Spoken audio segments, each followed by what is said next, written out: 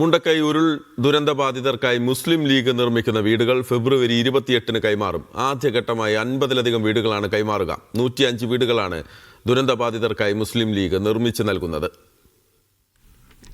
മേപ്പാടി പഞ്ചായത്തിലെ തൃക്കൈപ്പറ്റ വെള്ളിത്തോട് പ്രദേശത്ത് 11 ഏക്കർ സ്ഥലത്താണ് ദുരന്തബാധിതർക്കായുള്ള വീടുകളുടെ നിർമ്മാണം പുരോഗമിക്കുന്നത്.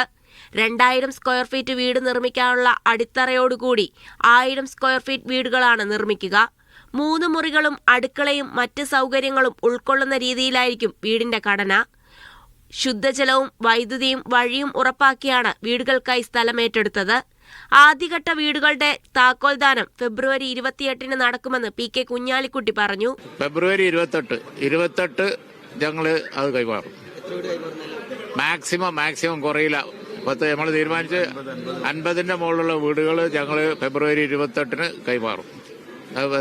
സാദിഖ് അലി ശിഹാബ് തങ്ങൾ അതിന് ഡേറ്റ് കൊടുത്തു കഴിഞ്ഞു.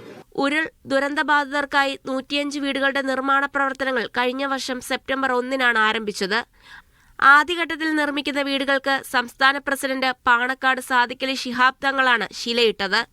ദുരന്തബാധിതരുടെ ആവശ്യപ്രകാരമാണ് മേപ്പാടി പഞ്ചായത്തിൽ തന്നെ പദ്ധതിക്കായി സ്ഥലം വാങ്ങിയത്. ഏറെ നിയമ പോരാട്ടങ്ങൾക്കൊടുവിലാണ് നിർമ്മാണ പ്രവർത്തനങ്ങൾ ആരംഭിച്ചതെങ്കിലും നിർമ്മാണ പ്രവർത്തനങ്ങൾ അതിവേഗത്തിലാണ് പുരോഗമിക്കുന്നത്. മീഡിയ 1 വയനാട്.